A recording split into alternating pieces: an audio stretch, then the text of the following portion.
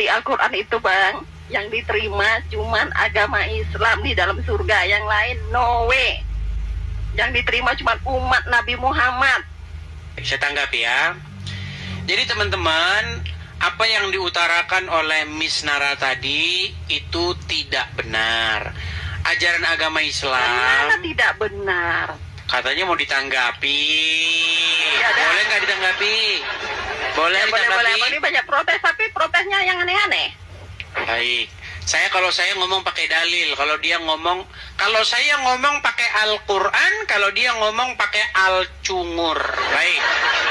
Saya balikan kamera saya ya. Kita adu Al-Quran versus Al-Cungur. Baik.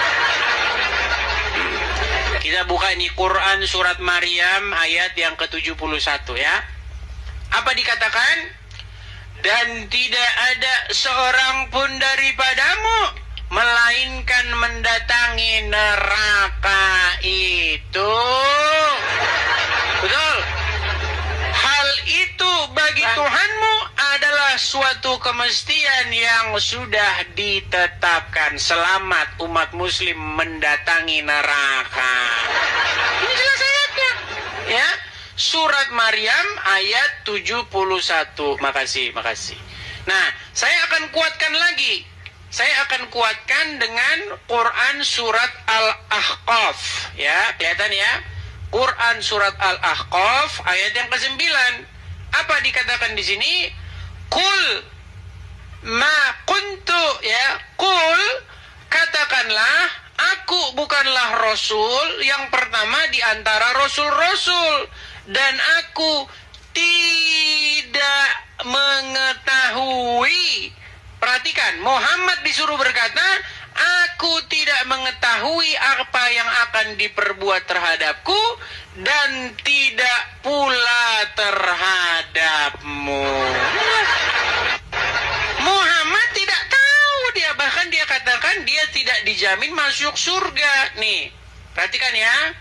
Saya akan tunjukkan hadisnya di mana Muhammad dikatakan tidak tahu apakah dia masuk surga atau tidak. Perhatikan.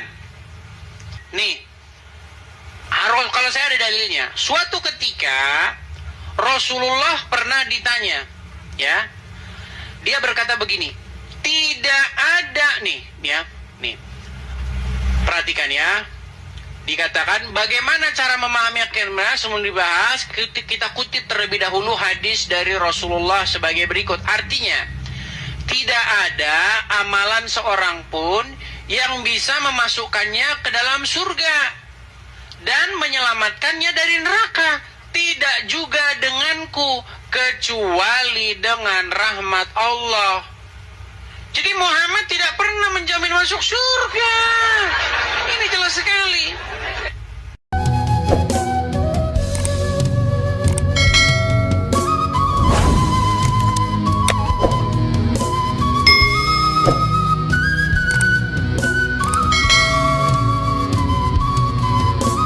Aku nggak pernah bilang aku nggak percaya ajaran Nabi Muhammad itu, aku tak pernah bilang. Oke, berarti Anda percaya. Oke, berarti Anda percaya pesta di surga?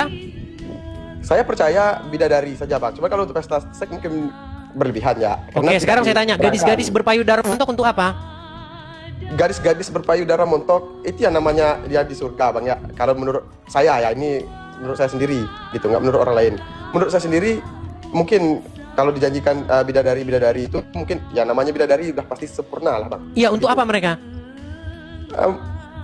Kalau untuk apa mungkin untuk melayani ya orang-orang beramal dan soleh. Iya, untuk melakukan seks. Ya, belum tentu, Bang. Belum tentu seorang yang Ketika Anda nonton saya itu, ada nggak terucap dari mulut saya fitnah ataupun pernyataan-pernyataan yang tidak benar tentang agama Islam? Ya kayak barusan. Apa contohnya? Si Mbak itu gimana? Apa? Yang mondok-mondok itu gimana maksudnya? Itu menurut Anda tidak benar? Oke, ada Al-Quran nggak di rumah? Ada lah. Oke, supaya fair, coba bisa nggak Anda cek di situ? Saya yang bohong atau Anda yang bohong? Di dalam surat An-Naba ayat 33 coba baca. Gak usah dicek kitabnya. Bilangin Ini aja. berarti Anda bohong. Anda bilang bahwasanya saya bohong. Terus Anda bilang tidak usah dicek, berarti yang bohong Anda. Nggak usah cek kitab, nggak usah. Oke, mau saya bacakan dari sini. Ya maksudnya apa aja, nggak usah panjang lebar. Baik, saya tampilkan di sini ya, saya tampilkan di sini. Coba, apakah Anda bisa membaca Al-Quran atau tidak? Memang orang Muslim ini teman-teman pandai membaca huruf Arab tapi tidak tahu artinya. Oke, kelihatan nggak ini ayat Al-Qurannya? Ini surat An-Naba ayat 33. Wa kaiba atroban. Terjemahannya, dan gadis-gadis montok yang sebaya. Jadi kalian diiming-imingi oleh Allah gadis-gadis yang berdarah besar. Di dalam buku tafsirnya dikatakan begini, diterangkan pula bahwa di dalam surga itu terdapat pula banyak bidadari-bidadari yang cantik, montok, dan sebaya usianya. Kesenangannya bergaul. Bergaul di sini maksudnya, ya itu tadi maksudnya bergaul. Maksudnya bertubuh, ya kan? Kesenangannya itu dengan kaum wanita yang biasanya merupakan kesenangan yang memuncak di dunia, akan dialami pula oleh para ahli surga dengan cara yang lebih sempurna, tetapi tidak dapat dibayangkan bagaimana terjadinya. Nah, menurut Pak Ustadz, terjadinya itu adalah berdiri selama 70 tahun. Loh, kita putarkan.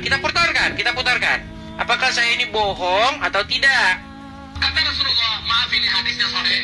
Tolong baca nanti dalam kitab Tamasya ke Surga oleh Syekh Ibnu Qayyim Al-Jauziyah. Judul aslinya adalah Hadil Arwah ila Biladil Afrah. Rasul berkata, maaf, zakar laki-laki ketika dia berdiri karena syahwat selama 70 tahun berdirinya. Yes.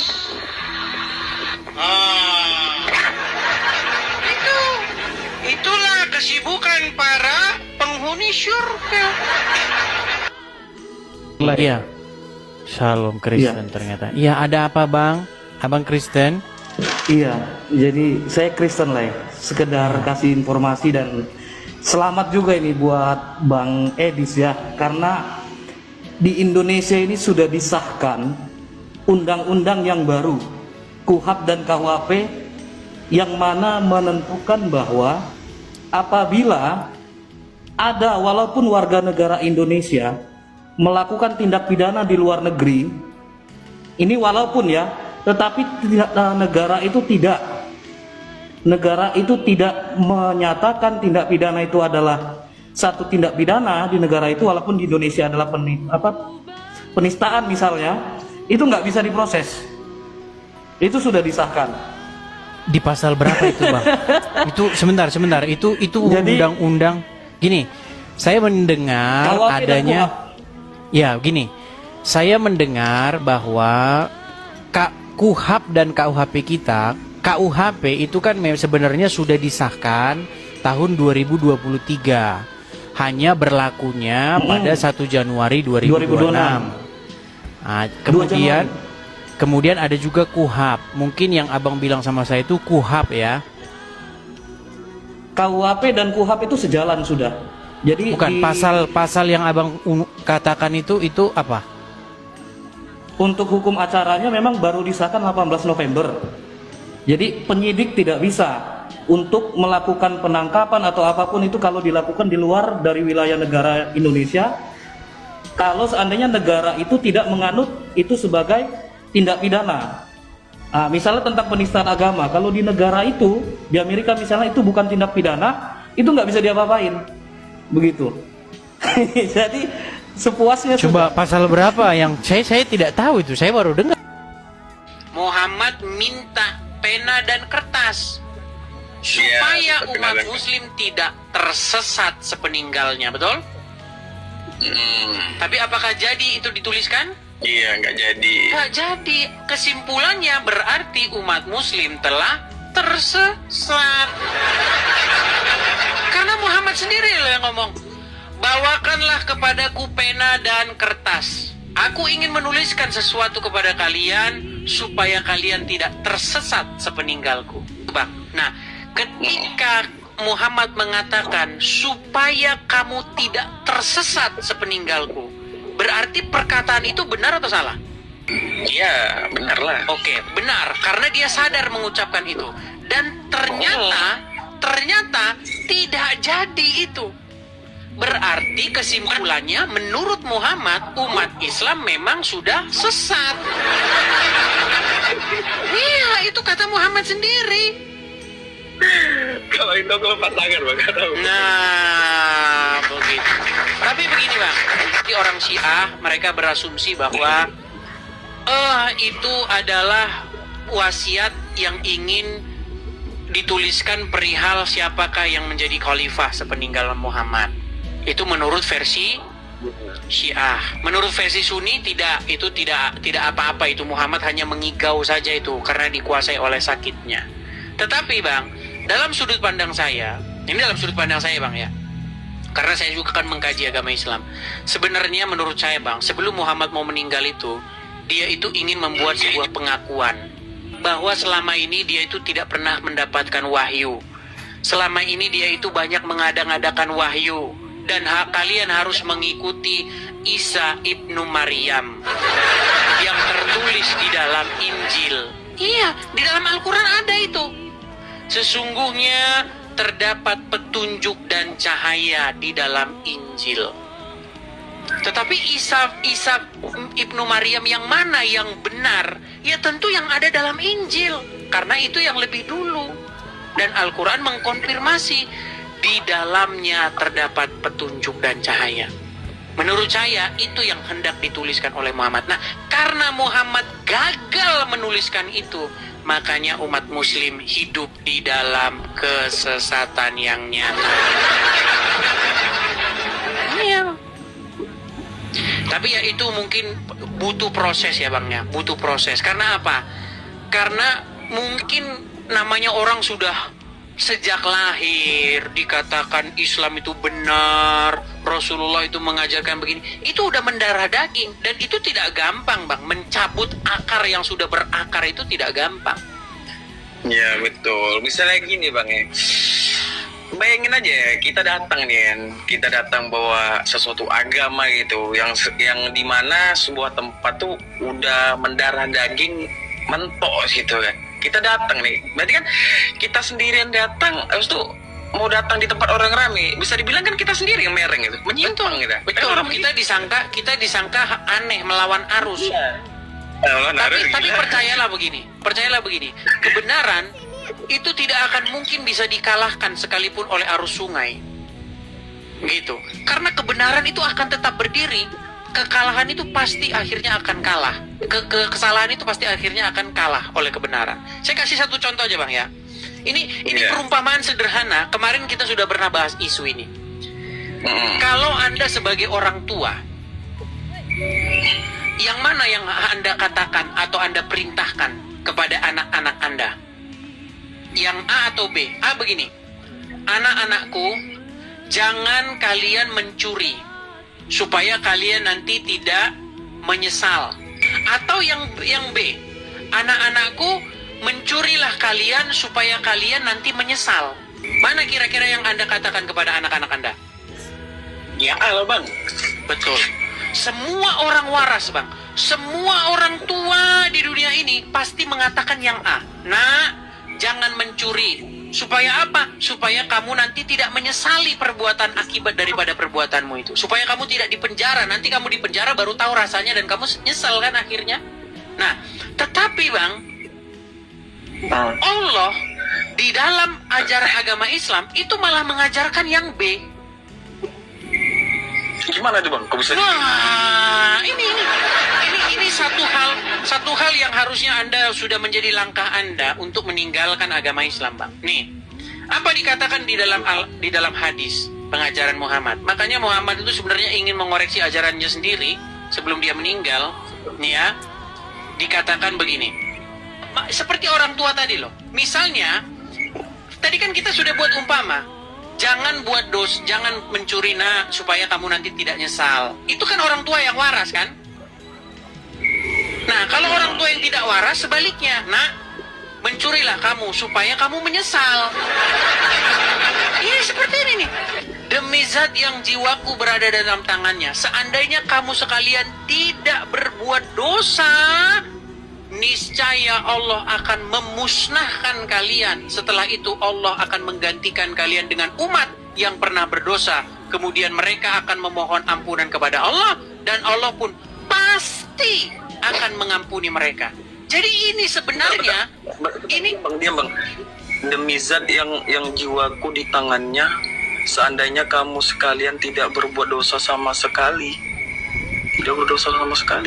niscaya Allah akan musnahkan kalian. Setelah itu Allah akan mengganti kalian dengan umat yang pernah berdosa. Menggantikan kalian dengan umat yang pernah gimana maksudnya? Kalau tidak berbuat dosa, kalau ada umat tidak berbuat dosa sama sekali, akan dimusnahkan oleh Allah. Akan diganti dengan umat yang berbuat dosa.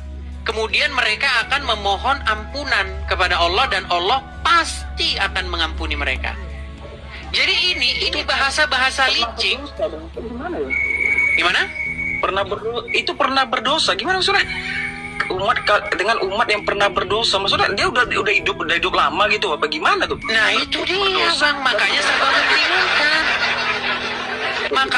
Makanya serba membingungkan. Jadi ibarat kata gini Bang, ini adalah intrik atau ini adalah sebuah rangsangan supaya orang tuh bikin dosa. Karena kalau nggak bikin dosa malah dimusnahkan. Allah nggak senang dimusnahkan sama Allah. Dimusnahin itu kan tanda bahwa barang itu cacat, betul nggak? Kalau kita musnahin sesuatu, berarti barang itu memang tidak sesuai lagi dengan hati kita. Kita bakar, kita musnahkan. Nah, Allah tidak suka dengan umat manusia yang sempurna, hidup kudus, tidak bercacat celah. Nggak suka dia, malah dimusnahin. Allah senangnya sama umat yang berbuat dosa, kemudian umat itu mohon ampun, dan Allah pasti mengampuni. Ya, ini. Makanya saya bilang Bang, ini tiada lain adalah malaikat jahat atau iblis yang menyamar menjadi malaikat terang. Makanya dalam agama Kristen, nih saya berikan ya, di dalam agama Kristen Bang, malaikat-malaikat itu, pembangkang pemberontak tadi, mereka itu dicampakkan ke gua-gua yang gelap. Nah, Muhammad menerima wahyu di gua yang gelap itu. Di gua Hira dia menerima wahyu. Makanya ajarannya 11-12.